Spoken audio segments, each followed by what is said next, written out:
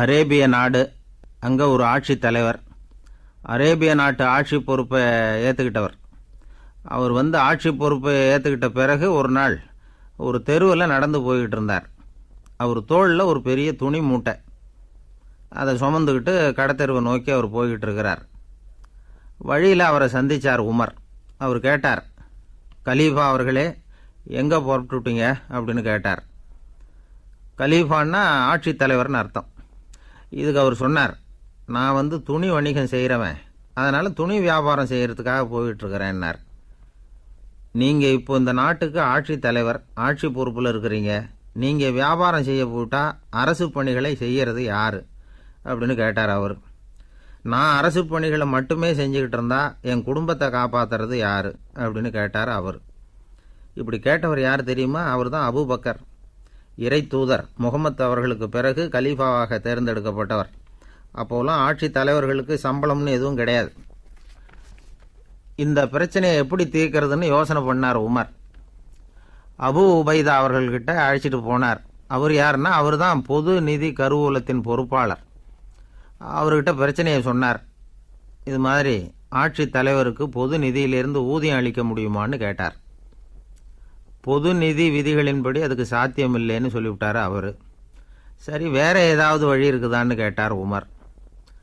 அபு உபைதா கொஞ்சம் யோசனை பண்ணி பார்த்தார். அப்புறமா சொன்னார், மக்காவிலிருந்து மதீனாவுக்கு குடிபெயர்ந்து வந்த அகதிகளுக்கு நிதி உதவி அளிக்கிறதுக்கு விதிகளில் இடம் இருக்கு. அப்படி பார்த்தா அபூபக்கரும் அகதி தானே, அதனால எல்லா அகதிகளுக்கும் கொடுக்கறது மாதிரியே அவருக்கும் ஒரு தொகை அளிக்கலாம்னார். கலீஃபா அபூபக்கருக்கு இந்த அகதி உதவி தொகையைத்தான் கொடுத்துட்டு வந்தாங்களாம்.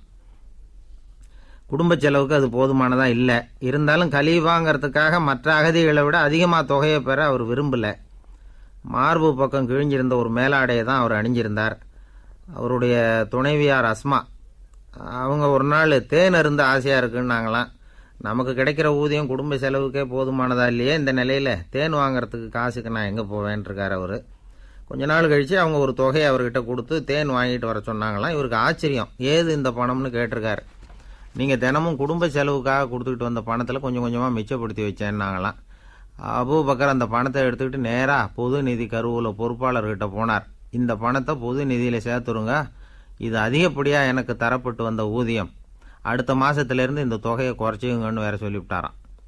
பசியை தணிக்க தேவையான அளவு உணவு, ஒரு ஜோடி உடை, இதை தவிர கூடுதலாக மக்கள் பொது நிதியிலிருந்து வாங்கிக்கிறதுக்கு என் குடும்பத்தாருக்கு உரிமை இல்லை அப்படின்னு சொல்லி கண்டிப்பாக சொல்லிவிட்டாராம். அவர் வாங்கிட்டு வந்த அந்த குறைந்த ஊதியம் கூட அவர் மனசை உறுத்திக்கிட்டே இருந்தது. கடைசி நேரம் அவர் தம்முடைய மகள் ஆயிஷா அவர்களை அழைச்சார். மகளே, இதுவரைக்கும் பொது நிதியிலிருந்து நான் வாங்கிட்டு வந்த தொகை என்னுடைய இதயத்தில் பாரமாக அழுத்திக்கிட்டு இருக்கு.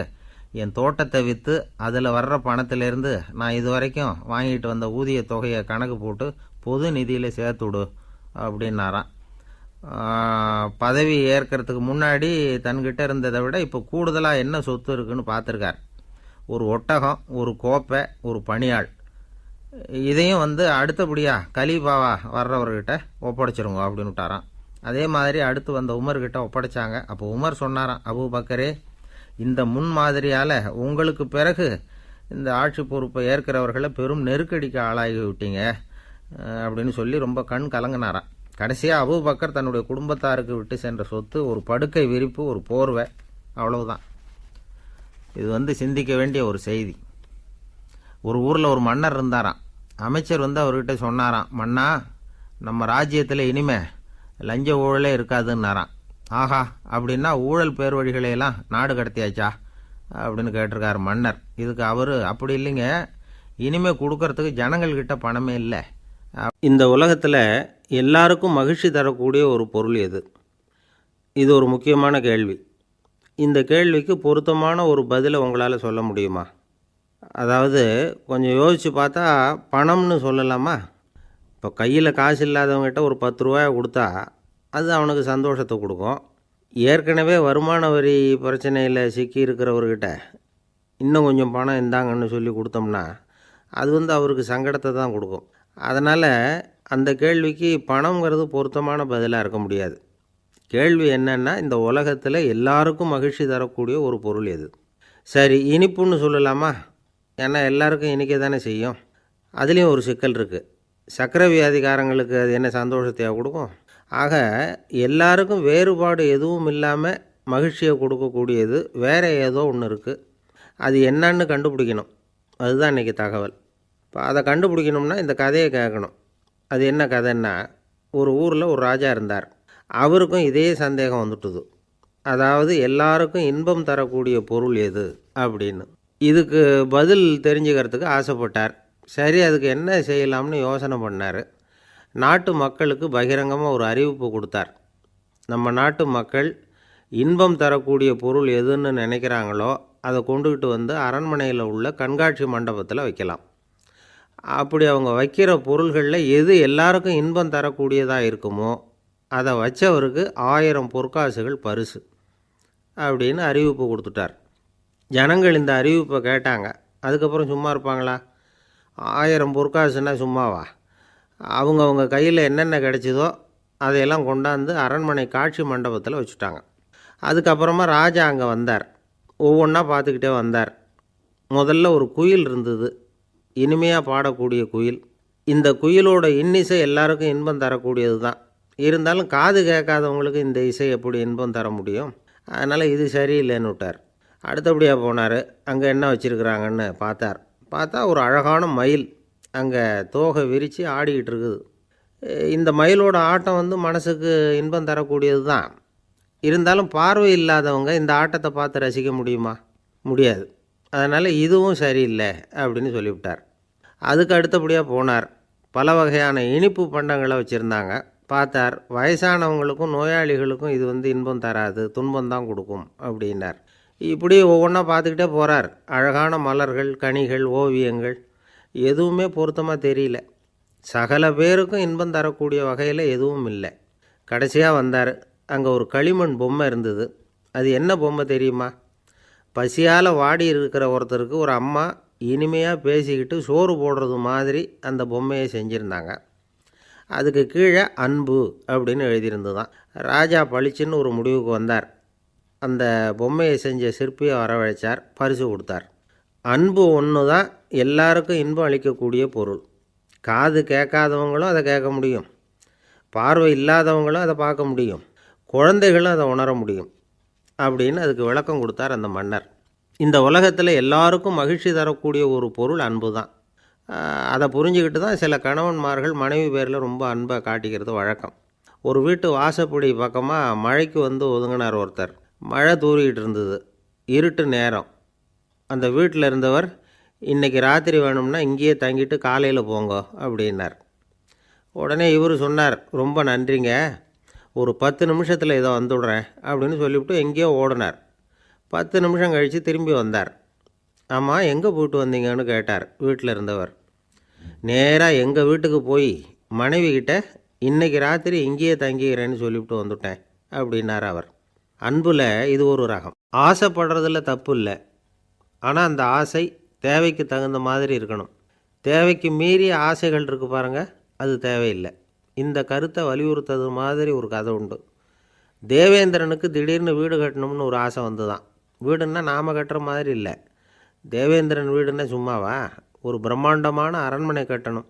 அது மாதிரி இந்த 3 லோகத்துலேயும் ஒரு அரண்மனை கிடையாது அப்படின்னு எல்லாரும் சொல்லணும். இது அவனோட ஆசை.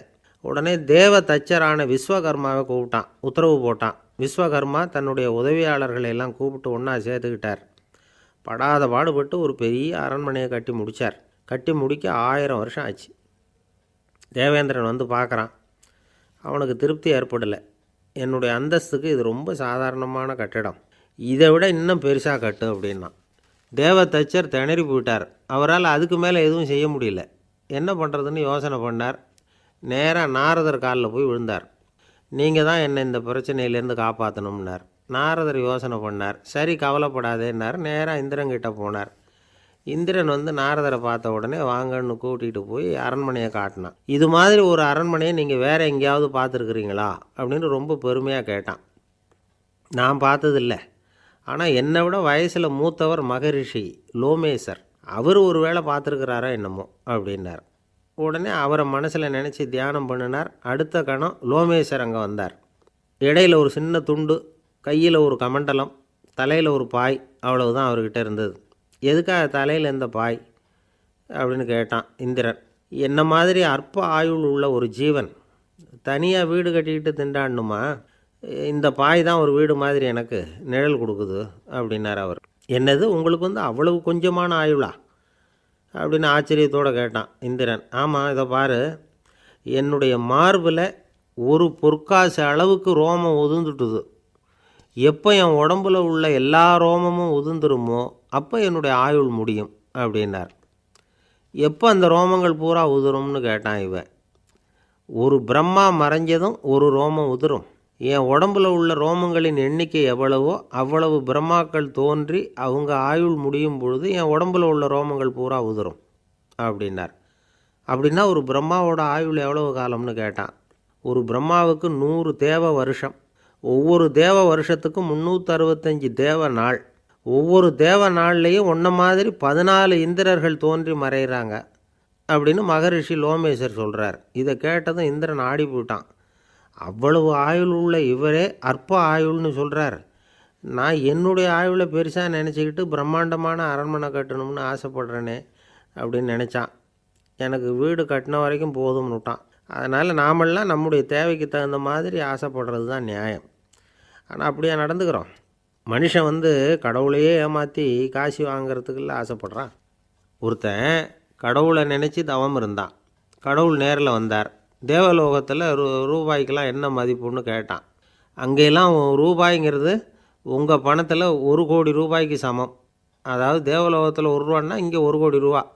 அது மாதிரி எங்களுக்கு ஒரு நாளுங்கிறது உங்கள் கணக்கில் 1 கோடி வருஷத்துக்கு சமம் அப்படின்னார் கடவுள். அப்படின்னா எனக்கு நீங்கள் அதிகமாக எதுவும் தர வேணாம், உங்கள் கணக்குப்படி ஒரே 1 ரூபா கொடுங்க, அது போதும்னா இவன் ரொம்ப சாமர்த்தியமாக. கடவுள் யோசனை பண்ணார். அது ஒன்றும் கஷ்டம் இல்லை, 1 ரூபா தானே கேட்குற, கொடுத்துட்றேன். ஆனால் இப்போ வரும்பொழுது நான் எடுத்துக்கிட்டு வரல, எங்கள் கணக்குப்படியே 1 நாள் பொறுத்துக்க பணத்தோடு வந்துடுறேன் அப்படின்னு சொல்லிவிட்டு பறந்து போயிட்டார். ஒரு நாள் ஒரு தகப்பனார் தன்னுடைய பிள்ளையை அழைச்சிட்டு வந்தார். சார், இவன் சரியாக படிக்க மாட்டேங்கிறான், பெரியவங்களை மதிக்க மாட்டேங்கிறான், நீங்கள் கொஞ்ச நாள் இவனுக்கு குருவாக இருந்து நல்ல விஷயங்களை சொல்லி கொடுத்தா தேவையில்லைன்னார். பெரியவங்களையும் மதிக்காதவன் எப்படி என்ன மதிக்க போகிறான் அப்படிங்கிறது நமக்கு யோசனை வரும் இல்லையா? வேணாங்க, என்னை விட்டுருங்க அப்படின்னோம். அவர் விட மாட்டேன்னு விட்டார். இல்லைன்னா அவரே சிஷ்யன் ஆகிடுவார் போல இருந்தது. சரி, வேறு வழி இல்லாமல் அந்த பையனையே என்னுடைய சைடை நான் ஏற்றுக்கிட்டு உபதேசமெல்லாம் பண்ண ஆரம்பித்தோம். அதாவது குரு பக்தின்னா அது எப்படி இருக்கணுங்கிறத பற்றி சொல்லி கொடுத்தோம் அவனுக்கு. சதமகர் அப்படின்னு ஒரு குரு இருந்தார். அவருக்கு ஒரு சீடர். அவன் பேர் துளசி சைதன்யன். நைஷ்டிக பிரம்மச்சாரி. தன்னுடைய குருவுக்கு எந்த நேரத்தில் எது தேவைங்கிறத புரிஞ்சுக்கிட்டு சேவை செய்கிறவன். ஆனால் இவனை பற்றி மற்ற சீடர்களுக்கு பொறாமல் வந்துட்டுது. இவன் மட்டும் இப்படி இருக்கானேன்னு உடனே குருக்கிட்ட போய் கோல் மூட்டினாங்க. அவன் சரியில்லை, அவன் நடந்துக்கிறது சரியில்லை, அப்படி இப்படின்னு எதையாவது சொல்லி. இருந்தாலும் இதையெல்லாம் அந்த குரு நம்பலை. அவருக்கு தெரியும் யார் யார் எப்படின்னு. துளசி சைதன்யன் பெருமையை மற்ற சீடர்களுக்கு உணர்த்தணும் அப்படின்னு நினச்சார். அதுக்கு ஒரு வழி பண்ணார். ஒரு நாள் சீடர்களை எல்லாம் கூப்பிட்டுக்கிட்டு ஒரு காட்டு வழியாக போய்கிட்டு இருந்தார்.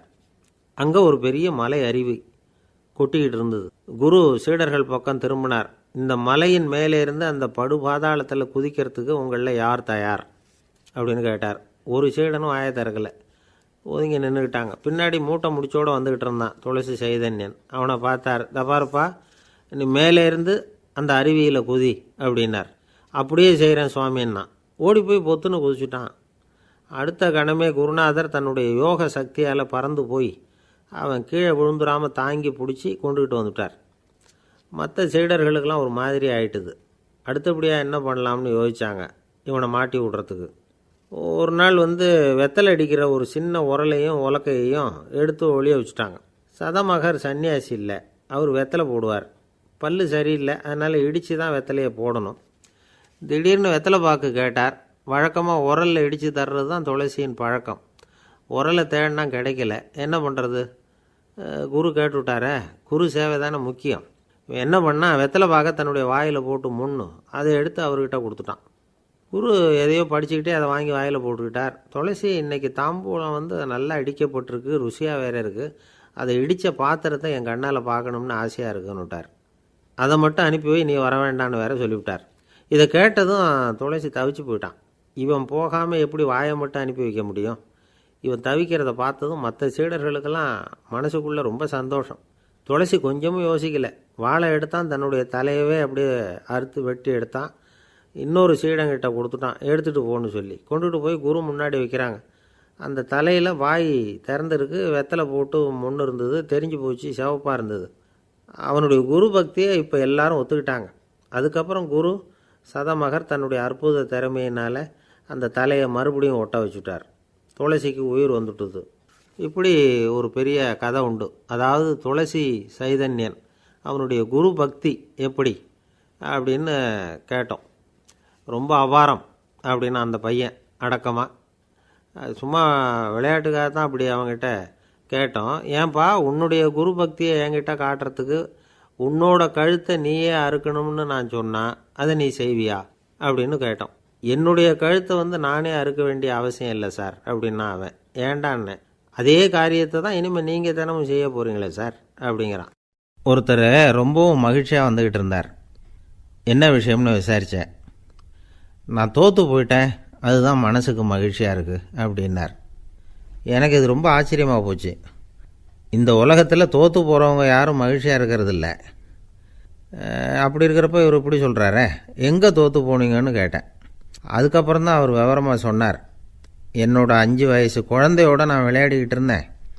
அந்த விளையாட்டில் என் குழந்தை ஜெயிச்சு விட்டுது, நான் தோற்று போயிட்டேன் அப்படின்னார் ரொம்ப உற்சாகமாக. நான் யோசித்து பார்த்தேன். அதாவது நாம் சின்ன குழந்தையாக இருக்கிறப்போ எந்த விளையாட்டில் கலந்துக்கிட்டாலும் அதில் நாம் தான் ஜெயிக்கணும்னு ஒரு வெறி நமக்குள்ளே இருக்கும். நம்மளை எதிர்த்து விளையாடுறவர் நல்லவரா கெட்டவரா, பெரியவரா சின்னவரா அப்படிங்கிறதெல்லாம் முக்கியம் கிடையாது. அவர் தோற்று போகணும், நாம் ஜெயிக்கணும், அதுதான் முக்கியம். எதிரியை சந்தோஷப்படுத்த விளையாடுகிற கலை அப்போ நமக்கு தெரியறதில்ல. வாழ்க்கையில் ஒரு பக்குவம் வந்ததுக்கு அப்புறம் வெற்றி பெறணுங்கிற மன அழுத்தம் போயிடுது. போட்டியில் ஜெயிக்கணுங்கிறத விட குழந்தையை சந்தோஷப்படுத்தணுங்கிறது முக்கியமாக போச்சு. ஜெயிக்கணுங்கிற வெறி ஓடி போட்டுது. ஒரு குழந்தையாக இருந்தப்போ நம்ம வளர்ச்சிக்கு உதவிய வெறி பெரியவனானதுக்கு பிறகு நமக்கு எதிரியாக மாறுது. அதை சரியான சமயத்தில் நாம் புரிஞ்சுக்கிட்டோம்னா போதும், நாம் பொழைச்சிக்கலாம். ஒவ்வொரு மனுஷனுமே வாழ்க்கையோட அடுத்த கட்ட வளர்ச்சியில் அடி எடுத்து வைக்கிற நேரத்தில் தன்கிட்ட இருந்து ஏதோ ஒரு குணத்தை அல்லது தன் குணம் இருந்த ஏதோ ஒரு உறவை நாம் இழக்கத்தான் வேண்டியிருக்குது. ஒரு கட்டம் வரைக்கும் உதவியாக இருந்த குணம் அடுத்த கட்டத்துக்கு தடையாக கூட மாறிடலாம். இந்த பரிமாண மாற்றத்துக்கு உள்ளாகிற ஒவ்வொருத்தரும் பிரத்யட்சமாக இதை உணர்றாங்க. ஆனால் பல பேர் எப்படின்னா பழசை திறந்துவிட்டு புதிய கொள்கைகளை உருவாக்கிக்கிறதுக்கு இஷ்டம் இல்லாமல் இருந்துவிடுறாங்க, அல்லது அப்படி செய்ய முடியாமல் தவிக்கிறாங்க. இதையெல்லாம் மீறி அந்த பழசை திறந்துவிட்டா அதை இழந்ததால் உண்டாகிற மன அழுத்தம் சில காலத்துக்கு வருத்திக்கிட்டு தான் இருக்கும், வேறு வழி இல்லை. ஆரோக்கியமான ஒரு முன்னேற்றத்துக்காக அந்த மன அழுத்தத்தை தாங்கிக்கத்தான் வேணும் அப்படிங்கிறாரு அந்த உலக புகழ்பெற்ற மேதை ஒருத்தர், இந்த ஸ்காட் பெக் அப்படிங்கிறவர். பிறந்த நாள் முதல் இதுதான் சரி அப்படின்னு கற்பிக்கப்பட்டு வந்த ஒவ்வொரு தத்துவத்தையும் தங்களுடைய வளர்ச்சிக்கு தகுந்த மாதிரி மாற்றி அர்த்தப்படுத்தி கொள்ள முடியாமல் வாழ்க்கை சூழலில் அப்படியே அரைப்பட்டு தூளாகிறவர்கள் தான் ரொம்ப தவிக்கிறாங்களாம். இதுதான் அவருடைய கருத்து. பெரும்பாலும் மனிதர்களுடைய நடுத்தர வயசில், அதாவது 30 தாண்டுகிற சமயத்தில் தான் இந்த தவிப்பு உண்டாகுதான். இதை தான் மேற்கத்திய நாடுகளில் அடிக்கடி மிட் லைஃப் கிரைசிஸ் அப்படின்னு சொல்கிறாங்க. அப்பப்போ பழசையெல்லாம் தொலைச்சி விட்டு புதுசாக பிறக்கிறதுக்கு கற்றுக்கணும். ஒவ்வொரு நிமிஷத்தையும் அந்த நிமிஷத்துக்கு ஏற்ற சித்தாந்தம் கொண்டவர்களாக சந்திப்போம் அப்படிங்கிறார் அந்த உளவியல் நிபுணர். இப்படி பழகிக்கிட்டால் வாழ்க்கை இன்பமயம், இல்லைன்னா தவிப்பு மயம்தான். பழசை தொலைக்க முடியாதவர்களில் எத்தனையோ பேர் உண்டு, எத்தனையோ ரகம் உண்டு. அதில் வேடிக்கையான நண்பர்களும் உண்டு. ஒருத்தர் நண்பர் வீட்டுக்கு போனார். அவர் ஏதோ இனிப்பு பலகாரம் கொடுத்து சாப்பிட சொல்லியிருக்கிறாங்க அவங்க வீட்டில்.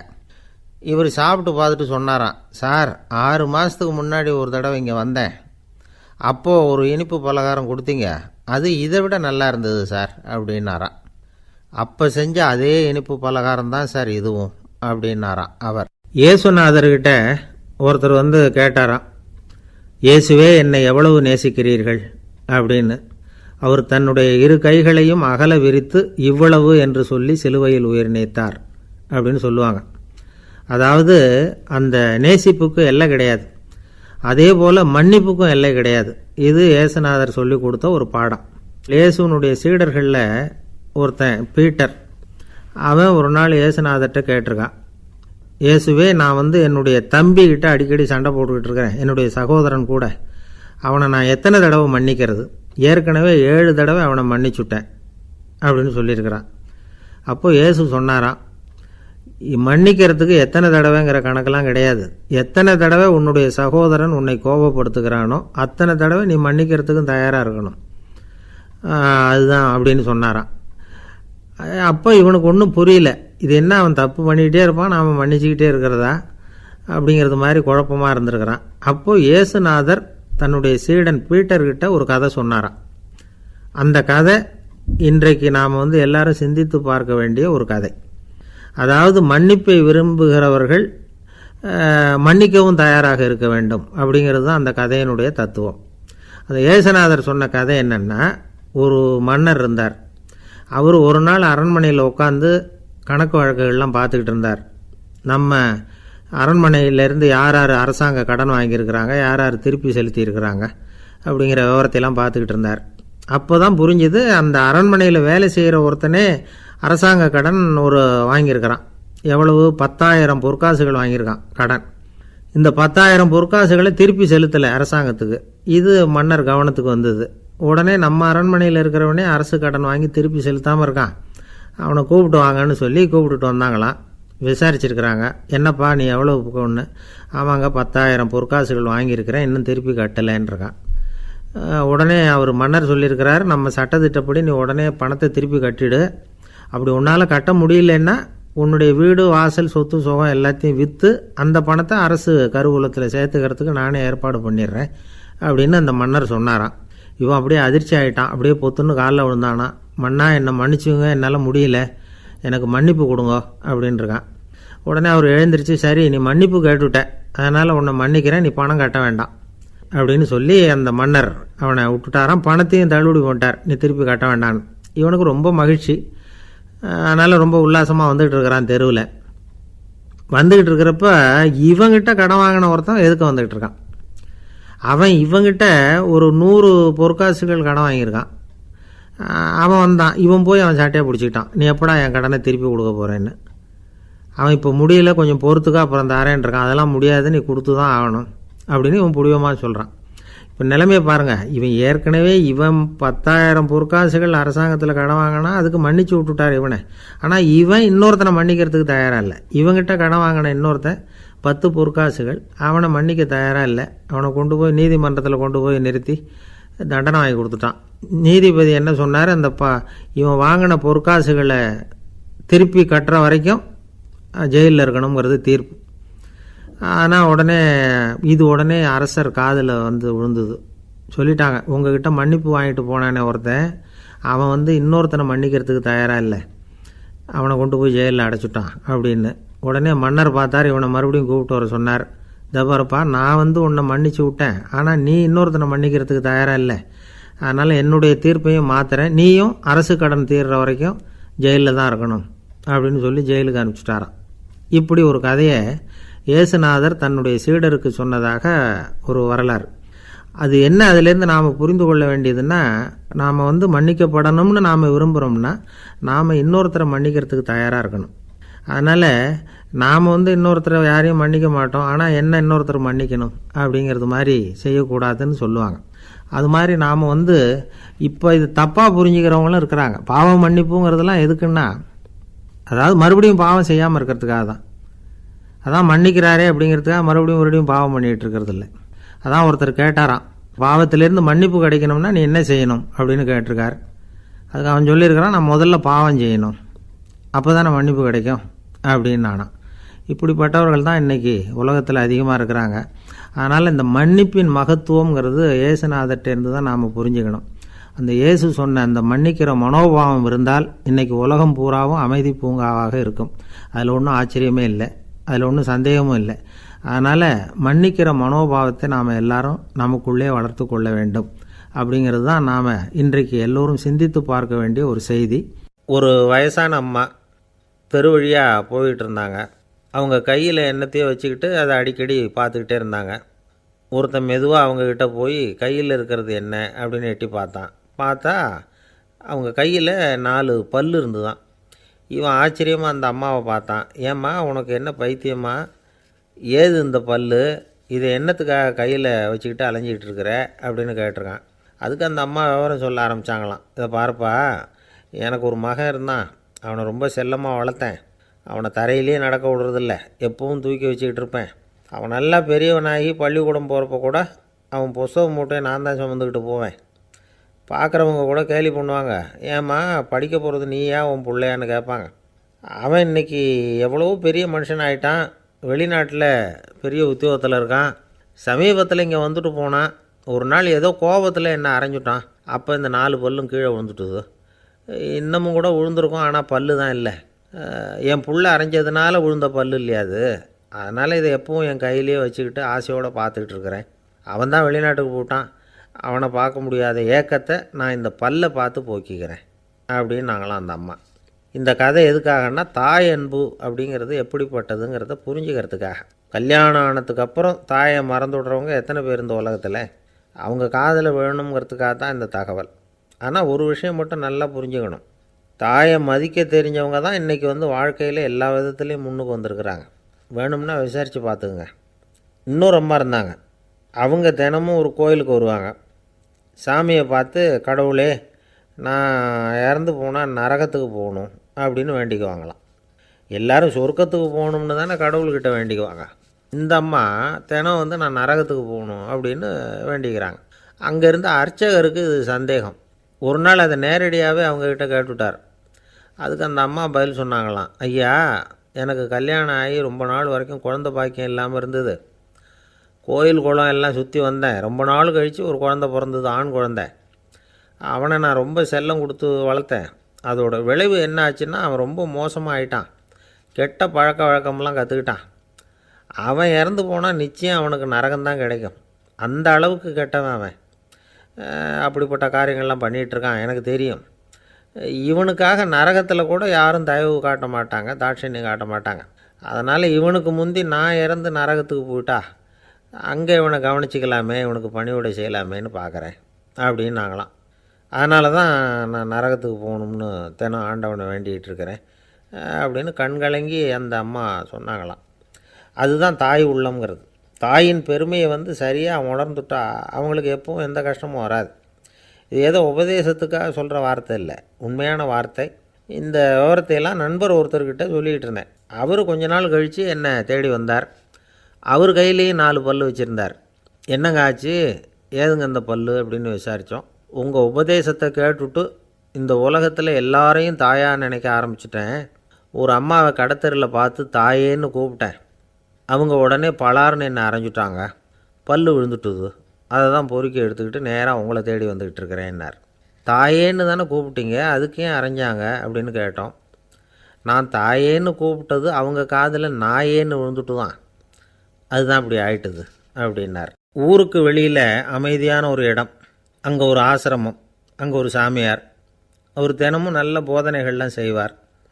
பல பேர் போய் அங்கேயே சில நாள் தங்கி இருந்து அவர் சொல்கிற அறிவுரைகளை எல்லாம் கேட்டுக்கிட்டு வர்றது வழக்கம். ஒரு தடவை அவரை பார்த்துட்டு போகிறதுக்காக 3 வெளியூர் தம்பதிகள் வந்தாங்களாம்.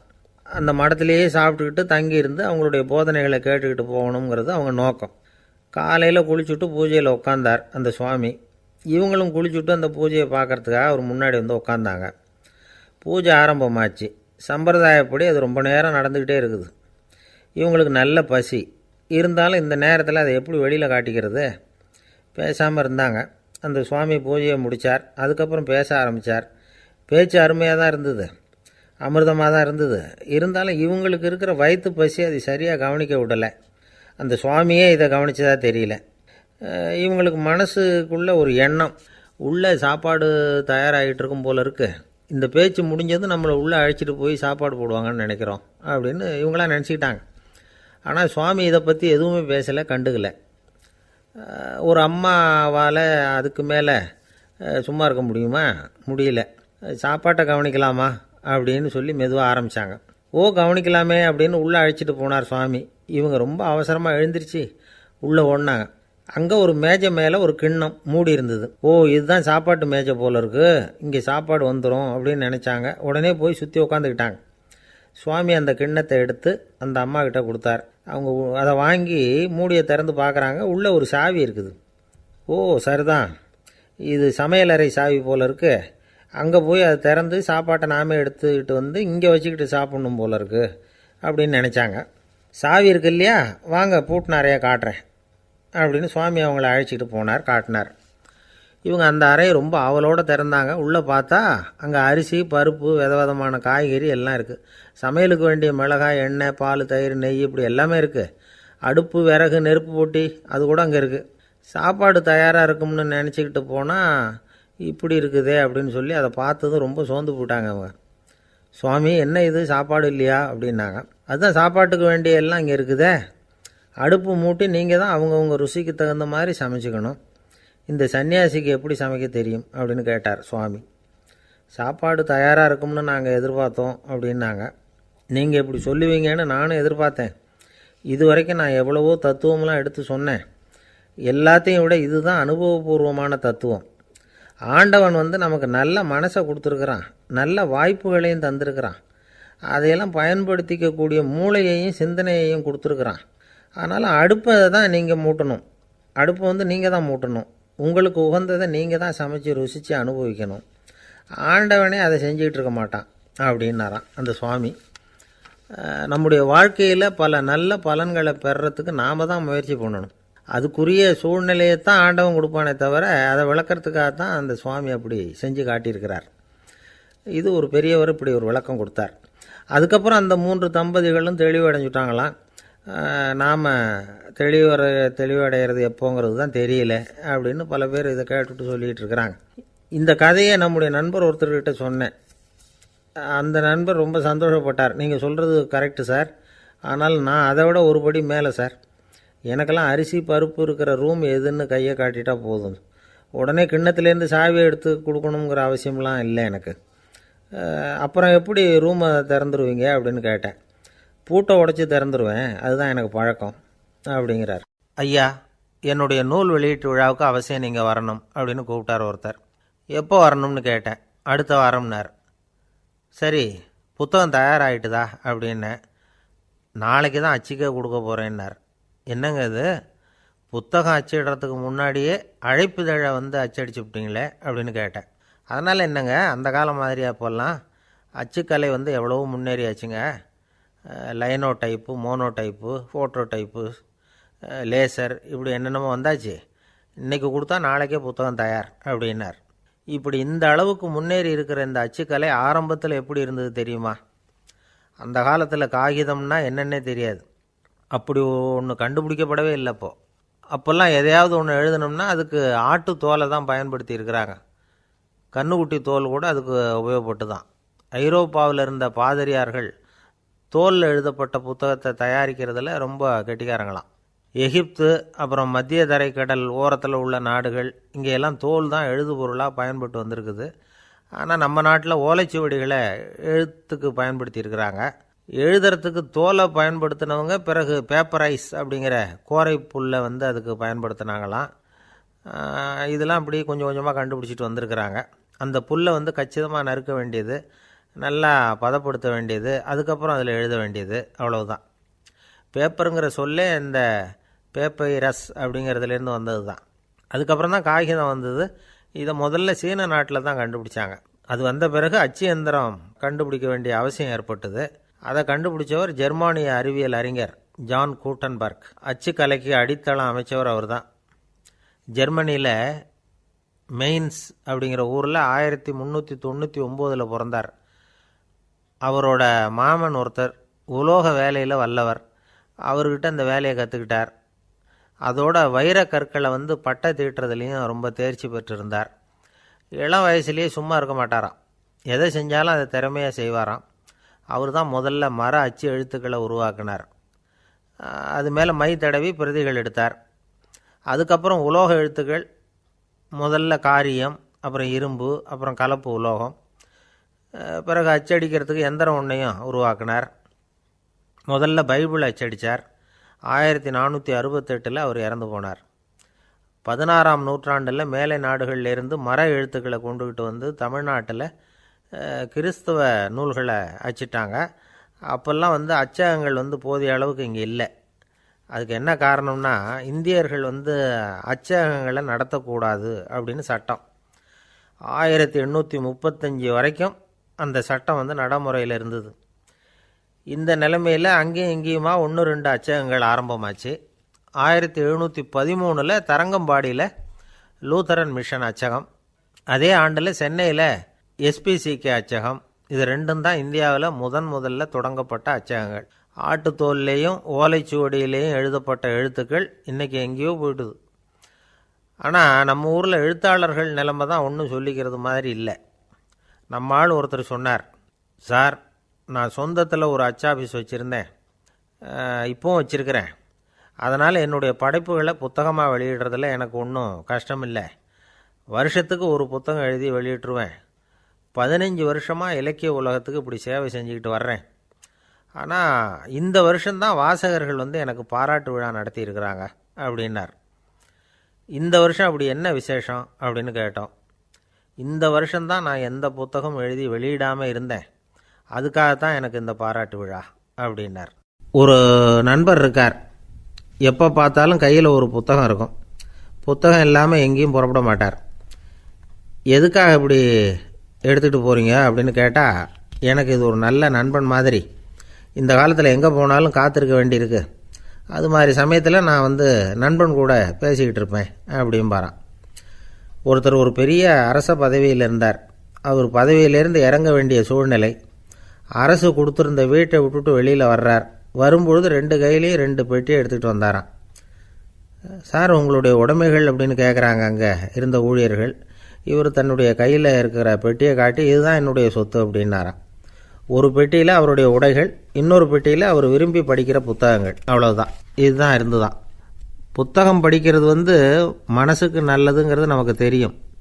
புத்தக வாசிப்பு உடம்புக்கும் நல்லதுங்கிறாங்க. அது நமக்கு ஆச்சரியமாக தான் இருக்குது. ஒரு நபர் ஒரு வருஷத்தில் சராசரியாக 2000 பக்கங்களை படிச்சிருக்கணுமா, யுனெஸ்கோ பரிந்துரை.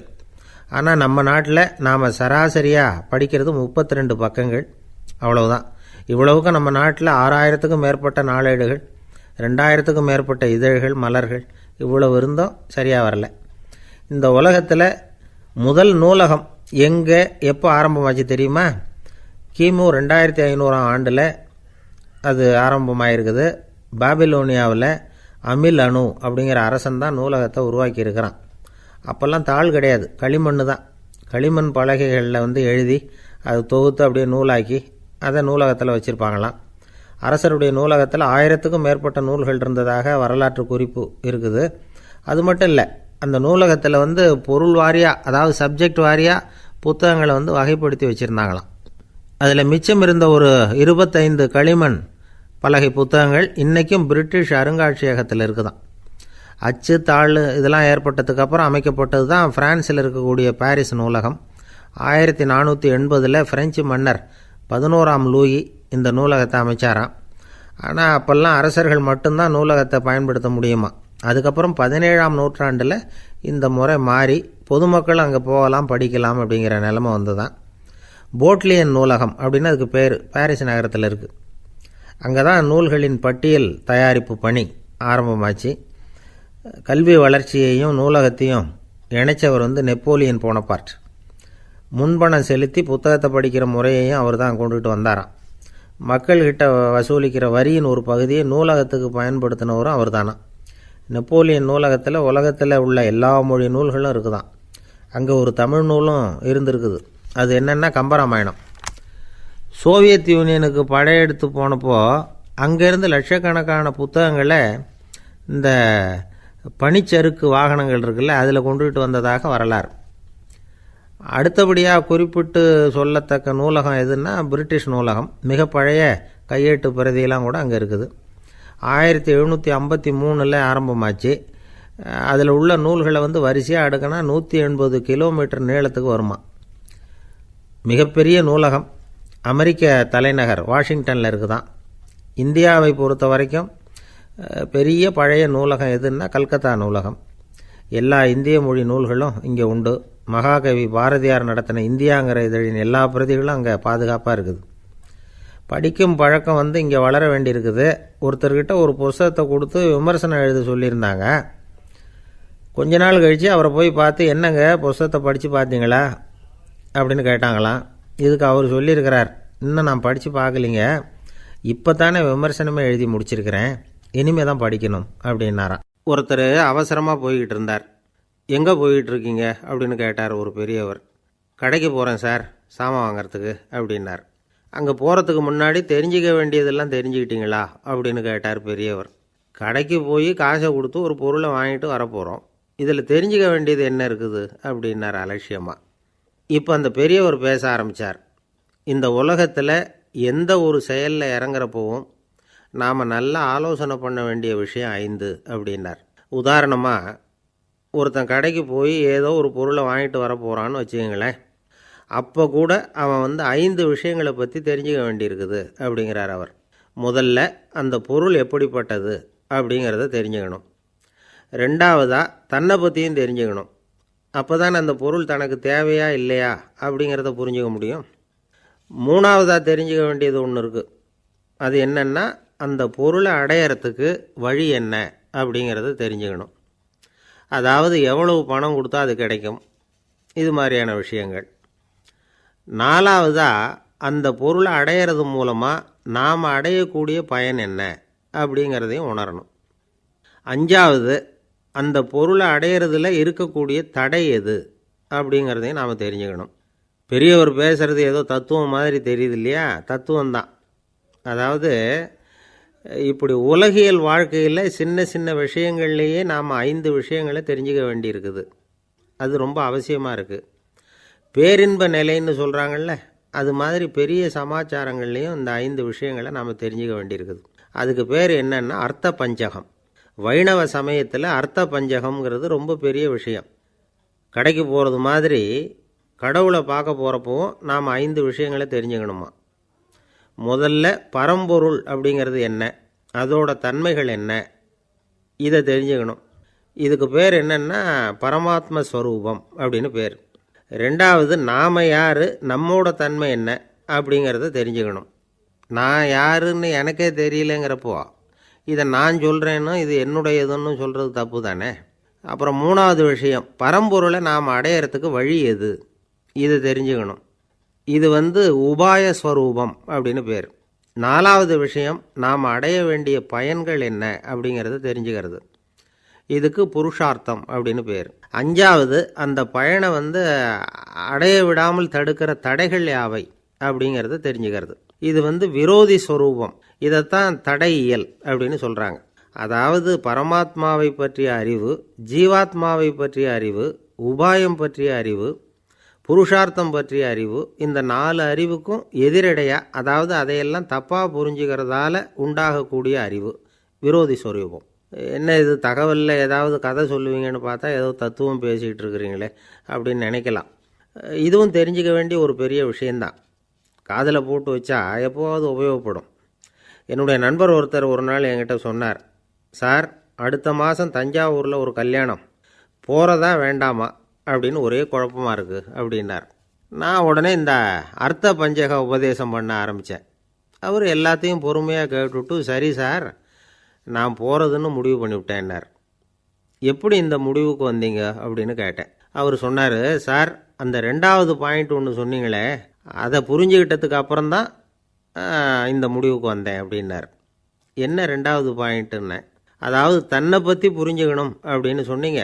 உடனே என்னை பற்றி புரிஞ்சுக்கிட்டேன், நான் யாருங்கிறது எனக்கு தெரிஞ்சுது, உடனே போகிறது தான் நல்லதுன்னு முடிவு பண்ணிவிட்டேன்னார். நீங்கள் யாருன்னு கேட்டேன். நான் தான் சார் அந்த கல்யாணத்தில் தாலி கட்ட வேண்டிய மாப்பிள்ளை அப்படின்னார். அந்த காலத்தில் அண்ணாமலை ரெட்டியார்னு ஒருத்தர் இருந்தார். அவர் வெங்கனூர் அப்படிங்கிற கிராமத்தில் இருந்தார். அங்கேருந்து விருத்தாசலம் கோவிலுக்கு தவறாமல் போயிட்டு வந்துக்கிட்டு இருந்தார். இடையில் வெள்ளாறு, அதில் ஒரு சமயம் வெள்ளம் வந்துட்டுது. இவரால் போக முடியல. அதோட விளைவு வெங்கனூர்லேயே ஒரு கோவில் கட்டணும் அப்படின்னு முடிவு பண்ணார், சிவாலயம். அந்த சமயத்தில் வடநாட்டில் பஞ்சம். அதனால் அங்கே இருந்த பல சிற்பிகள் தென்னாட்டை நோக்கி வர ஆரம்பித்தாங்க. அவங்க வெங்கனூர் வழியாக வர்றது தெரிஞ்சதும் இவர் போய் பார்த்தார். இங்கே ஒரு கோவில் கட்டணும், அதுக்கு நீங்கள் உதவணும்னார். பஞ்ச காலத்தில் இப்படி ஒரு வாய்ப்பு கிடைச்சதில் அவங்களுக்கும் ரொம்ப மகிழ்ச்சி. உற்சாகத்தோடு ஒத்துக்கிட்டாங்க. ஆலய திருப்பணி ஆரம்பமாச்சு. அவங்களுக்கு வேண்டிய எல்லா வசதிகளையும் இவர் செஞ்சு கொடுத்தார். அவங்களுக்கு எந்த குறையும் இல்லாமல் பார்த்துக்கிட்டார். அது மட்டும் இல்லை, ஒவ்வொரு நாளும் அங்கே வருவார். உங்களுக்கு என்ன வேணும், எது வேணும்னு கேட்பார். ஏதாவது குறை இருந்தால் சொல்லுவாங்க, உடனே தீர்த்து வைப்பார். இவரும் கேட்பார், எந்த குறையாக இருந்தாலும் என்கிட்ட சொல்லுங்க அப்படின்னு சொல்லுவார். அதை தவிர இவராகவே கவனித்தும் அவங்களுக்கு என்னென்ன தேவைங்கிறத கண்டுபிடிச்சி அதையெல்லாம் கொடுத்துக்கிட்டு இருப்பார். என்ன தேவைன்னாலும் அதை நிறைவேற்றி வச்சுருவார். அந்த சிற்பிகளின் தலைவன் ஒருத்தன், அந்த ஆளுக்கு வெத்தலை பாக்கு போடுறது பழக்கம். இதை தெரிஞ்சுக்கிட்டு அதுக்காகவே ஒரு ஆளை ஏற்பாடு பண்ணார். வேணுங்கிறப்போலாம் நீ வெத்தலை சிவல் மடித்து கொடுக்க வேண்டியது உன் வேலை அப்படின்னு ஒருத்தனை ஏற்பாடு பண்ணிட்டார். இப்படியெல்லாம் செஞ்சதும் அவங்களுக்கும் ரொம்ப உற்சாகம். ரொம்ப பொறுப்பாக சிற்ப வேலைகளை செஞ்சுக்கிட்டு இருக்கிறாங்க. ஒரு நாள் என்னாச்சு தெரியுமா? அந்த சிற்பிகளின் தலைவன் ரொம்ப நுணுக்கமாக ஒரு வேலையை செஞ்சுக்கிட்டு இருக்கிறான். சாரம் போட்டு அது மேலே படுத்துக்கிட்டு அண்ணாந்து பார்த்து உச்சியில் நுணுக்கமான சிற்பங்களை உருவாக்கிக்கிட்டு இருக்கான். சிற்பியின் கவனம் செதறப்படாதுங்கிறதுனால இவர் மெதுவாக சத்தம் போடாமல் கிட்ட போய் நின்று அதை கவனிச்சிக்கிட்டு இருக்கிறார். அந்த சிற்பி வழக்கம் போல் வெத்தலை பாக்குக்காக இடது கையை கீழே நீட்டினான். அந்த சமயம் பார்த்து அவருக்கு தாம்பூலம் கொடுக்குறவன் அங்கே இல்லை, எங்கேயோ போயிருக்கிறான். அண்ணாமலை ரெட்டியார் என்ன பண்ணார் தெரியுமா? தனக்காக கொடுக்கப்பட்ட தாம்பூலத்தை வாங்கி சிற்பியின் கையில் கொடுக்குறார். அவன் வாங்கி போட்டுக்கிட்டான். இது என்ன இன்னைக்கு வெத்தலை சீவல் வேறு மாதிரி இருக்குது, வாசனை தாம்பூலமாக இருக்குது அப்படின்னு யோசனை பண்ணிவிட்டு கீழே திரும்பி பார்க்குறார். பார்த்தா ரெட்டியார் மறுபடியும் சிற்பி கை நீட்டும் பொழுது கொடுக்கறதுக்காக தாம்பூலத்தை மடித்து வாங்கி வச்சுக்கிட்டு தயாராக நிற்கிறார். சிற்பிக்கு அதிர்ச்சி. உடனே பொத்துன்னு கீழே குதிச்சான். ஐயா, என்ன இது நீங்களா அப்படின்னா. இவர் சொன்னார், நான் ஒன்றும் தப்பு பண்ணலையே, உன்னுடைய கை புண்ணியம் செஞ்ச கை, கோயில் கட்டுற கை, அந்த கைக்கு தாம்பூலம் கொடுக்கறதுல என்ன தப்பு அப்படின்னாராம். ஏற்கனவே பஞ்சத்தில் அடிபட்டு வந்த எங்களை நீங்கள் ஆதரித்ததே பெரிய விஷயம். இந்த செயல் என்னை ஒரு பெரிய கடனாளி ஆகிவிட்டுது. ஐயா, எங்களுக்கு உணவு உடை இதை மட்டும் நீங்கள் கொடுத்தா போதும், ஊதியம்னு எதுவும் வாங்க மாட்டோம் அப்படின்னு நானும். அந்த சிற்பி எவ்வளோ வற்புறுத்தியும் எதுவும் வாங்கிக்கலையாம். இந்த செய்தியை தமிழ் தாத்தா டாக்டர் ஊவேசா சொல்லியிருக்கிறார். அந்த காலத்தில் எப்படிப்பட்டவங்கள்லாம் வாழ்ந்துருக்கிறாங்க பாருங்கள். இந்த காலத்தில் ஒருத்தர் கோவில் கட்டினார், வேலை செய்கிற எல்லாருக்கும் சாப்பாடு போடுவார். சிற்ப வேலை செஞ்சுட்டு சாப்பிட வர்ற ஒவ்வொருத்தர் கையையும் அன்பாக பிடிச்சி முத்தம் கொடுத்து உள்ளே அனுப்புவார். அந்த கைகளுக்கு நீங்கள் கொடுக்குற மரியாதையாது அப்படின்னு கேட்டாங்க. அது இல்லைங்க, ஏற்கனவே முதல் பந்தியில் சாப்பிட வந்தவன் மறுபடியும் வர்றானான்னு கண்டுபிடிக்கிறதுக்காக கையை பிடிச்சி மோந்து பார்க்குறேன் அப்படின்னாராம் அவர். பிரம்மத்தை அறிந்தவன் பிரம்மமாகிறான் அப்படின்னு ஒரு பெரியவர் பேசினார் ஒரு கோவிலில். தைத்திரிய உபனிஷத்து அப்படி சொல்லுதான். இதை கேட்கும் பொழுது நமக்கு ஒரு சந்தேகம் வரும். அது எப்படி? பிரம்மத்தை அறிந்தவன் பிரம்மம் ஆகிறான்னா, சிங்கத்தை அறிந்தவன் சிங்கம் ஆகிறானா, தோசையை அறிந்தவன் தோசை ஆகிறானா? இப்படிப்பட்ட சந்தேகம் நமக்கு வர்றதில் ஒன்றும் ஆச்சரியம் இல்லை. இது இயற்கை. இதுக்கும் அந்த பெரியவரே பதில் சொல்கிறார். சிங்கம் வேற, நாம் வேற. அதனால் சிங்கத்தை அறிந்தவன் சிங்கமாக மாட்டான். ஆனால் பிரம்மம் வேற, நாம் வேற இல்லை. அதனால் பிரம்மத்தை அறிந்தவன் பிரம்மமாகறான் அப்படிங்கிறது அவரோட விளக்கம். மனிதன் அவன்தான் தான் பிரம்மங்கிறது தெரியாதனால தான் அதை வேற எங்கேயோ தேடிகிட்டு இருக்கிறான். கடைசியில் அது தான் தாங்கிறது புரிஞ்சுக்கிற பொழுது அவன் பிரம்மம் ஆகிடுறான். இதை விளக்கிறதுக்கு ஒரு உபநிஷத்து கதையே இருக்குது. நமக்கு தெரிஞ்ச கதை தான், ஆனால் அதை வேறு விதமான அர்த்தத்தில் விளையாட்டாக சொல்லிகிட்டு இருக்கிறோம். ஒரு சமயம் ஒரு 10 நண்பர்கள் ஒரு காட்டு வழியாக போய்கிட்டு இருக்கிறாங்க. குறுக்க ஒரு நதி, அதை கடந்து அடுத்த பக்கம் போகணும். எல்லோரும் ஒரு வழியாக கடந்து அடுத்த கரைக்கு போய் சேர்ந்துட்டாங்க. அங்கே போய் சேர்ந்ததுக்கப்புறம் எல்லோரும் பத்திரமா சேர்ந்துட்டோமா அப்படின்னு தெரிஞ்சுக்கிறதுக்காக எண்ணி பார்க்குறான் அந்த கூட்டத்து தலைவன். அவங்க மொத்தம் 10 பேர். ஆனால் இவன் எண்ணி பார்க்குறப்போ 9 தான் வருது. ஏன்னா அவன் தன்னை விட்டுவிட்டான். எதிரில் நிற்கிறவங்கள மட்டுமே எண்ணுறான். ஐயோ 10வது ஆள் எங்கேங்கிறான், பதறான். சரி நீ இரு, நான் எண்ணி பார்க்குறேன்னு சொல்லிவிட்டு இன்னொருத்தன் எண்ணுறான். அவனும் தன்னை விட்டுட்டு எண்ணுறான். 9 தான் வருது. எல்லோரும் கொய்யோ முறையோன்னு கத்த ஆரம்பிச்சிட்டாங்க. அந்த சமயத்தில் ஒரு பெரியவர் அந்த பக்கமாக வர்றார். என்ன விஷயம்னு விசாரிக்கிறார். 10வது ஆள் 6 அடிச்சுட்டு போட்டுது அப்படின்னு சொல்லி இவங்க அழறாங்க. சரி அழாதீங்க அப்படின்னு சொல்லி அந்த தலைவனை பார்த்து இப்படி வாங்குறார். வர்றான். இப்போ எனக்கு முன்னாடி ஒரு தரம் எண்ணு பார்க்கலாம்ங்கிறார். 1 2 3ன்னு ஆரம்பித்து 9ல் முடிக்கிறான். உடனே பெரியவர் நீ தான் அந்த 10வது ஆள் அப்படிங்கிறார். இது உண்மை, நாம் தான் அது. நாம் தான் நம்மளை வேறு எங்கேயோ தேடிகிட்டு இருக்கிறோம். நாம் எங்கேயோ தேடிகிட்டு இருக்கிறோமே, அந்த பிரம்மம் நாம் தான். இப்படி ஒரு பெரிய உண்மையை விளக்கிறதுக்காக தான் அப்படி ஒரு கதை சொல்லப்பட்டது. ஆனால் அதை நாம் வேறு விதமாக வேடிக்கையாக உபயோகப்படுத்திக்கிட்டு இருக்கிறோம். எப்படி தெரியுமா? ஒரு ஆற்றங்கரையில் ஒரு 10 பேர் முழிச்சுக்கிட்டே நின்றுக்கிட்டு இருந்தாங்களாம். அந்த பக்கமாக வந்த ஒருத்தன், ஏன் இப்படி முழிச்சுக்கிட்டு நிற்கிறீங்கன்னு கேட்டிருக்கிறான். எங்களுக்கு நீச்சல் தெரியாது, நாங்கள்லாம் அடுத்த கரைக்கு போய் சேரணும் அப்படின்னு நாங்களாம். சரி, நான் கொண்டுட்டு போய் விடுறேன். எல்லாரும் அக்கறைக்கு போய் சேர்ந்த உடனே ஆளுக்கு ₹1 வீதமாக மொத்தம் ₹10 எனக்கு கொடுக்கணும் அப்படின்ட்டுருக்கான் இவன். சரின்னு ஒத்துக்கிட்டாங்க. இவன் ஒவ்வொருத்தராக கையை பிடிச்சி மெதுவாக ஆற்றுல இறக்கி அழைச்சிட்டு போயிட்டான். 9 பேரை கரை சேர்த்துட்டான். 10ஆவது ஆள் பாதி ஆற்றுல போயிட்டு இருக்கிறப்போ திடீர்னு வெள்ளம் வந்துட்டுது. புடி நழுவி போச்சு. கையை விட்டுட்டான். வெள்ளம் அடிச்சிட்டு போட்டுது. அழைச்சிட்டு வந்தவன் நீச்சல் அடித்து தடுமாறி கரைக்கு வந்து சேர்ந்துட்டான். கரையில் இருந்தவங்களுக்கு இந்த விஷயம் தெரியாது. இருந்தாலும் இவன் உடம்பு பூரா நனைஞ்சி கொஞ்சம் அதிகமாக மூச்சு வாங்க நின்றுக்கிட்டு இருந்தானா, ஏன் இப்படி மூச்சு வாங்குது, என்ன விஷயம் அப்படின்னு கேட்டாங்களாம். அதுக்கு இவன் கொஞ்சமாக அலட்டிக்காமல் சொன்னானா, வேறு ஒன்றும் இல்லை, நீங்கள் கொடுக்க வேண்டிய ₹10 ₹1 குறைஞ்சி போச்சு, அவ்வளவுதான் அப்படின்னானா. ஒரு ஆள் ராமகிருஷ்ணரை தேடி வந்தான். அவன் கையில் 1000 பொற்காசுகள் வச்சுருந்தான். அதை அவர்கிட்ட கொடுத்து இதை ஏற்றுக்கணும் அப்படின்னு ரொம்ப பணிவாக கேட்டுக்கிட்டான். அவர் பார்த்தார், இது எனக்கு தேவையில்லை, ஆனாலும் உன்னுடைய மனசை புண்படுத்துறதுக்கு நான் விரும்பலை, அதனால் நீ கொடுக்குறத வாங்கிக்கிறேன்னார். வாங்கிக்கிட்டார். அப்புறம் கேட்டார், இதை பாரு, இனிமேல் இதெல்லாம் என்னுடையது தானே அப்படின்னார். ஆமாம், அதையெல்லாம் நான் உங்களுக்கே கொடுத்துட்டேன்னா அவன்.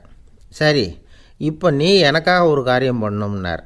என்ன செய்யணும்னு சொல்லுங்கன்னா, இந்த நாணயங்களையெல்லாம் எடுத்துக்கிட்டு போய் கங்கை நதியில் எரிஞ்சுட்டு வா அப்படின்னார். இவனுக்கு அதிர்ச்சியாக போச்சு. என்ன பண்ணுறது, இனிமேல் அது முடியாதுன்னு சொல்ல முடியாது. ஏன்னா அந்த நாணயங்களையெல்லாம் அவருக்கே கொடுத்துட்டான். இனிமேல் அதெல்லாம் இவனுடையது இல்லை. பேசாமல் அவ்வளவையும் அள்ளிக்கிட்டு ஆத்தங்கரைக்கு போனான். போனவன் ரொம்ப நேரம் திரும்பியே வரல.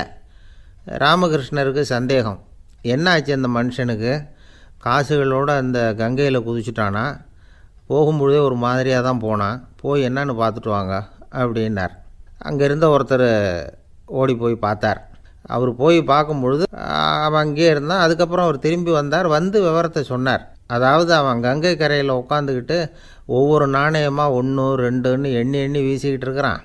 அவனை சுற்றி ஒரு கும்பல் நின்றுக்கிட்டு அவனை தடுத்துக்கிட்டு இருக்குது அப்படின்னு விவரத்தை சொன்னார் போயிட்டு வந்தவர். இதை கேட்டதும் ராமகிருஷ்ணரே புறப்பட்டு அங்கே போனாராம். என்ன இப்படி பண்ணிகிட்ருக்கிற, நான் உன்னை அந்த நாணயங்களை கங்கையில் வீசி எறிய சொன்னேன், நீ ஏன் அதை எண்ணிக்கிட்டு இருக்கிற அப்படின்னார். பழக்கம்தான் காரணம், நான் ஒவ்வொரு நாளும் ஒவ்வொன்றா சேமித்து வச்சேன். இன்றைக்கி என்கிட்ட நிறைய இருக்குது, உங்களுக்கு ஒரு 1000 நாணயங்களை கொடுக்கணுங்கிறது என்னோடய ஆசை அப்படின்னா. இப்போ ராமகிருஷ்ணர் சொன்னார், ஒரே நேரத்தில் எல்லாத்தையும் சம்பாதிச்சிருந்தா நீ எண்ணுறது பொருத்தமாக இருக்கும். எல்லாத்தையும் இழக்கும்போது ஒவ்வொன்றா எண்ணிக்கிட்டு இழக்கிறதுங்கிறது சரியான செயல் இல்லை. அதனால் ஒரே தடவையாக எல்லாத்தையும் தூக்கி எறிஞ்சிடும் அப்படின்னார். இது இழப்பது அப்படிங்கிற ஒரு உயர்ந்த நிலை. இதை நாம் யதார்த்த வாழ்க்கையில் சம்மந்தப்படுத்தி பார்த்து குழப்பிக்கிட்டு இருக்கக்கூடாது. இழக்கிறேன்னு சொல்லிக்கிட்டு இருக்கிற காசையெல்லாம் ஆற்றுலையும் குளத்துலையும் கொண்டு போய் எரிஞ்சிட்டு வாங்க அப்படின்னு உபதேசம் பண்ணுறதாக யாரும் நினச்சிடக்கூடாது. இதில் நாம் புரிஞ்சிக்க வேண்டியது என்னென்னா, எதையாவது ஒன்றை இன்னொருத்தருக்கு கொடுக்கணும் அப்படின்னு விருப்பப்பட்டால் அதை மனப்பூர்வமாக கொடுத்துடணும். கொடுத்துட்டு அதையே நினச்சிக்கிட்டு இருக்கக்கூடாது. நம்மால் ஒருத்தர் ஒரு ₹100 நோட்டை தன்னுடைய நண்பர் ஒருத்தர்கிட்ட கொடுத்து, இது உனக்கு தான் வச்சுக்கோ அப்படின்னார். அவர் பார்த்தார், இது இனிமேல் எனக்கு தானே சொந்தம் அப்படின்னார். ஆமான்னார் அவர். அப்படின்னா எனக்காக நீ ஒரு உதவி செய்யணும்னார். சொல்லுங்கள் செய்கிறேன்னார் அவர். இந்த ₹100 நோட்டை தீ வச்சு கொளுத்தி விடுன்னார். இவர் அதிர்ச்சியாகி அவரை பார்த்தார்.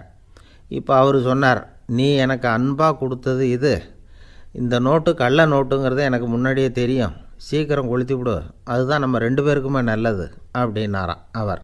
ஏங்க எங்கே போயிட்டு வரீங்க அப்படின்னு கேட்டேன். எனக்கு வேண்டப்பட்ட ஒருத்தரை பார்த்து. ஆஸ்பத்திரிக்குன்னார். எந்த ஆஸ்பத்திரிக்குன்னே? மாட்டு ஆஸ்பத்திரிக்குன்னார். என்ன விஷயம்னே? மாமனாருக்கு உடம்பு சரியில்லை, அதுதான் மாட்டு ஆஸ்பத்திரிக்கு போயிட்டு வரேன்னார். அட பாவி, அதுக்கு அந்த ஆஸ்பத்திரிக்காக போவாங்க அப்படின்னு ஆச்சரியமா. அட அது இல்லைப்பா, முதல்ல எங்கள் குடும்ப டாக்டர் தான் தேடிக்கிட்டு போனேன். அவர் அந்த நேரத்தில் அவர் வளர்க்குற நாய்க்குட்டிக்கு உடம்பு சரியில்லைன்னு சொல்லி அதை தூக்கிக்கிட்டு மாட்டு ஆஸ்பத்திரிக்கு போயிட்டாராம் சொன்னாங்க. அதனால் அங்கே போய் அவரை சந்தித்து விஷயத்தை சொல்லிவிட்டு வர்றேன்னார். அப்புறம் தான் எனக்கு கொஞ்சம் நிம்மதியாக இருந்தது. பொதுவாக நமக்கு தெரிஞ்ச வரையில் டாக்டர்கள் 2 வகை. நமக்கு வைத்தியம் பண்ணுற டாக்டர்கள் ஒரு வகை, நம்மக்கிட்ட இருக்கிற ஆடு மாடு கோழிக்கு வைத்தியம் பண்ணுற டாக்டர்கள் ஒரு வகை. இப்போ தான் எனக்கு தெரியும் இன்னொரு வகையான டாக்டர்களும் உண்டுங்கிறது. அது யாருன்னா பூச்சிகளுக்கு வைத்தியம் பண்ணுற டாக்டர்கள், அதாவது பூச்சி டாக்டர்கள். வெளிநாடுகளில் அப்படிலாம் கூட சில பேர் இருக்கிறாங்க. பிரிட்டனில் யார்க்ஷயர் வட்டாரத்தில் ராதர்ஹாம் அப்படின்னு ஒரு ஊர். அங்கே ஒரு விலங்கியல் மருத்துவர் பேர் டாக்டர் லான்ஸ் ஜெப்சன். அவர் ஆஸ்பத்திரி வாசலில் பார்த்தீங்கன்னா தினமும் நிறைய பேர் நின்றுக்கிட்டு இருப்பாங்க. கையில் கண்ணாடி குடுவை, தகர டப்பா இப்படி ஏதாவது இருக்கும். அதுக்குள்ளே ஏதாவது பூச்சிகள் இருக்கும். அதுக்கு வைத்தியம் பண்ணுறதுக்காக வந்தவங்க தான் அவங்கெல்லாம். சிலந்தி பூச்சி, பல்லி, தேளு, பாம்பு இப்படி ஏதாவது இருக்கும். பொழுதுபோக்காக சில பேர் நாய், பூனை, கிளி, மைனா, புறா இப்படி ஏதாவது வளர்க்குறாங்கல்ல, அது மாதிரி இப்போல்லாம் தேளு, பல்லி, பாம்பு, பூச்சி இதையெல்லாம் வளர்க்க ஆரம்பிச்சிட்டாங்களாம். இது ஒரு புது ஃபேஷன். இப்போ கூண்டுக்குள்ளே டப்பாக்குள்ளே போட்டு வளர்க்குறது, அதுக்கு ஏதாவது நோய் வந்துட்டுதுன்னா வைத்தியம் பண்ணுறதுக்கு டாக்டர்கிட்ட வந்துட வேண்டியது, இப்படி இந்த பழக்கம்லாம் நிறையா வந்துட்டுது. ரத்தம் உறிஞ்சிற அட்டைகள் கூட இவங்ககிட்ட வைத்தியத்துக்கு வருதான். சிலந்திகளில் செங்கால் சிலந்தின்னு ஒரு வகை. மத்திய அமெரிக்க காடுகளில் இது அதிகம். சிலந்திகள்லேயே ரொம்ப விலை உசந்தது இந்த ரகம்தான். கால்களில் சிவப்பு கோடுகள் இருக்கும். இந்த இனம் இப்போ குறைஞ்சிக்கிட்டே வர்றதுனால சர்வதேச விதிகளின்படி இவற்றின் ஏற்றுமதி இறக்குமதிக்கு தடை விதிக்கப்பட்டிருக்குது. அதனால் இதை வளர்க்குறவங்க வீட்டுக்குள்ளேயே இனவிருத்தி மூலமாக பெருக்கி விற்பனை பண்ணிட்டு வராங்களாம். அந்த வகை சிலந்திகள் தான் இப்போ வைத்தியத்துக்கு அதிகமாக வருதான். சரி, இதுக்கெல்லாம் எப்படி வைத்தியம் பண்ணுறாங்க? முதல்ல அதை குளிர்பதன பெட்டியின் வழுவழுப்பான சுவரில் விட்ட உடனே அதெல்லாம் மெதுவாக இறங்கி வரும். அப்போ அதன் நோயை கண்டுபிடிக்கிறது சுலபம்.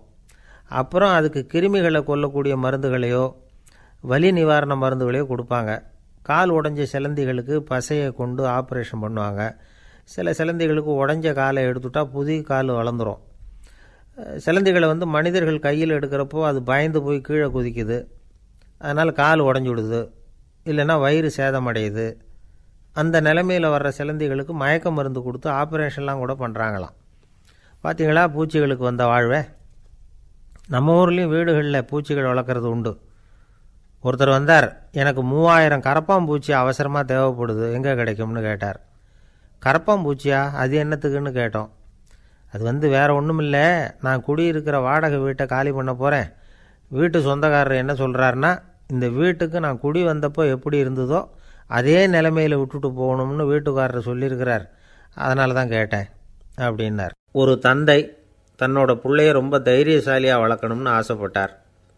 அதுக்காக அவனை கூப்பிட்டு உட்கார வச்சு இப்படி உபதேசம் பண்ணார். இதை பாருப்பா, நான் உன்னாட்டம் இருக்கிறப்போலாம் எதுக்கும் பயப்பட மாட்டேன், ரொம்ப துணிச்சலாக இருப்பேன்.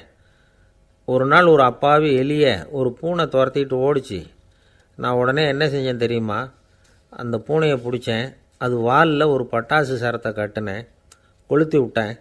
படபடன்னு வெடிக்க ஆரம்பிச்சுட்டுது. அது துள்ளிக்கிட்டு அங்கேயும் இங்கேயும் ஓடி இருக்கு பாரு ஓட்டம், ரொம்ப தமாஷு அப்படின்னார் அப்பா. இப்படி சொல்லிவிட்டு பையனை பார்த்து, இதை கேட்குறதுக்கு உனக்கும் துணிச்சல் வருதா? நான் என்னுடைய செயலை நீ கேட்குறப்போ உனக்கு துணிச்சல் வருதா அப்படின்னு கேட்டார். வருதுன்னா பையன். எப்படின்னா அப்படிங்கிற விவரத்தையும் சொன்னான் அவன். அதாவது எலியை விரட்டினத்துக்காக பூனை வாலில் பட்டாசு கொளுத்துனீங்க நீங்கள், பூனையை விரட்டினத்துக்காக உங்கள் கழுத்தில் பட்டாசு சரத்தை மாட்டினா என்னென்னு தோணுது எனக்கு அப்படின்னு நான் பையன். பையனோட துணிச்சல் அப்பாவே நடுங்க வச்சுட்டுது. அது சரி, ஒரு அப்பா பிள்ளைக்கு இப்படியா உபதேசம் பண்ணுறது? எல்லாருக்கிட்டையும் அன்பாக பழகிறது எப்படி அப்படின்னு சொல்லி கொடுக்கணும். பிஞ்சு உள்ளங்களில் நஞ்சை தூவலாமா? ஒரு நாள் விநாயகர் ஒரு பூனையோடு விளையாடிக்கிட்டு இருந்தாராம். அப்படி ஆசையாக விளையாடிக்கிட்டு இருந்தப்போ அவரோட கை நகம் தவறுதெல்லாம் பூனையோட முகத்தில் பட்டுட்டு தான். அது ஒரு சின்ன கீறலை உண்டாகி விட்டுது. அப்பா அவர் அதை ஒரு பெருசாக நினைக்கல. கொஞ்ச நேரத்துக்கு அப்புறம் விநாயகர் வீட்டுக்கு வந்தார். அவங்க அம்மா பார்வதி தேவியை பார்த்தார். பார்வதி தேவி கன்னத்தில் விரலால் கீறினது மாதிரி ஒரு அடையாளம் இருந்தது. விநாயகருக்கு அதிர்ச்சி, ஆச்சரியம். நம்ம அம்மா இந்த உலகத்துக்கே தாயார், அப்பேற்பட்ட அவங்க முகத்திலேயே கீறலை உண்டாக்கக்கூடியவங்க யாராக இருக்க முடியும் அப்படின்னு யோசனை பண்ணார். தாயே, உன்னுடைய கன்னத்தில் இந்த வடு எப்படிம்மா ஏற்பட்டதுன்னு கேட்டார். குழந்தாய், இது நீ செஞ்ச காரியம்தான்ப்பா, உன்னுடைய கை நகம் கீறினதுனால ஏற்பட்ட வடு தான் இது அப்படின்னாங்க அவங்க. விநாயகர் திடுக்கிட்டு போட்டார். எப்படிம்மா அது? நான் எந்த காலத்துலேயும் ஒன்று அப்படி கீறினதாக எனக்கு நினைவு இல்லையே அப்படின்னார். இன்னைக்கு காலையில் ஒரு பூனையை கீறினதை நீ மறந்துட்டியா அப்படின்னாங்க அந்த அம்மா. விநாயகர் திகைச்சு போய் நின்னார். பார்வதி தேவி சொன்னாங்க, இதை பார்ப்பா, இந்த உலகத்தில் இருக்கக்கூடிய எல்லா உயிர்கள்லேயும் நான் இருக்கிறேன். நான் தான் இந்த உலகமாக ஆகியிருக்கிறேன். ஆகையினால நீ யாரை துன்புறுத்தினாலும் அது உண்மையிலேயே என்ன துன்புறுத்தினதாக தான் வந்து முடியும் அப்படின்னாங்க. விநாயகர் மனசுக்குள்ளே ஒரு வெளிச்சம் ஏற்பட்டு தான். அதுக்கப்புறம் அவர் யாரையுமே கல்யாணம் பண்ணிக்காததுக்கு அதுதான் காரணமாக. இந்த உலகத்தில் எல்லாரையும், இங்கே இருக்கிற எல்லாத்தையும் தாயின் வடிவமாக அவர் பார்க்க ஆரம்பிச்சிட்டாராம். குருதேவர் ராமகிருஷ்ணர் இந்த கதையை எடுத்து சொல்லியிருக்கிறார். நபிகள் நாயகம் ஒரு தடவை ஒரு நாற்காலியில் உட்காந்து என்னமோ யோசனை பண்ணிகிட்டு இருந்திருக்கிறார். அப்போ அவரோட உடையில் ஒரு கீழ்ப்பகுதி தரையில் படிஞ்சு கிடந்திருக்குது. அங்கே விளையாடிக்கிட்டு இருந்த ஒரு பூனை அது மேலே வந்து படுத்து தூங்கி போச்சு. தொழுகை செய்ய வேண்டிய நேரம் வந்துட்டது. நபிகள் நாயகம் எழுந்திருக்க பார்த்தார். அப்போ தான் பூனை தன்னோட உடை மேலே படுத்து தூங்கிட்டு இருக்கிறது கண்ணில் படுது. பூனையோட தூக்கத்தை கலைக்க விரும்பல அவர். தன்னுடைய சகோதரியை கூப்பிட்டார். ஒரு கத்திரிக்கோள் எடுத்துகிட்டு வர சொன்னார். பூனை படுத்திருந்த உடைப்பகுதி மட்டும் இருக்குல்ல, அதை மட்டும் அதோட கத்திரிச்சு விட்டுட்டு அதுக்கப்புறம் அவர் எழுந்திரிச்சு தொழுகைக்கு போனாராம். அதாவது பிற உயிர்கள்கிட்ட எப்படி அன்பு காட்டணுங்கிறத பெரியவங்க எவ்வளவோ விதத்தில் நமக்கு எடுத்து காட்டியிருக்கிறாங்க. இருந்தாலும் எத்தனை பேர் மனசில் அதெல்லாம் உரைச்சிருக்குது. நாமளும் நம்ம ட்ரெஸ்ஸு மேலே ஒரு பூனை படுத்திருந்தா ஒரு கத்திரிக்கோலை தான் தேடுவோம், எடுத்துக்கிட்டு வர சொல்லுவோம். துணியை வெட்டுறதுக்கு பதிலாக இல்லை அதோட வாழை வெட்டினா என்ன அப்படின்னு தோணும். ஒரு ஆள் ரொம்ப பிரியமாக ஒரு பூனையை ஆற்றுல குளிப்பாட்டிக்கிட்டு இருந்தானா. எப்படி? அந்த பூனையை ஆற்று தண்ணியில் அமுக்கி அமுக்கி குளிப்பாட்டிக்கிட்டு இருக்கிறான்.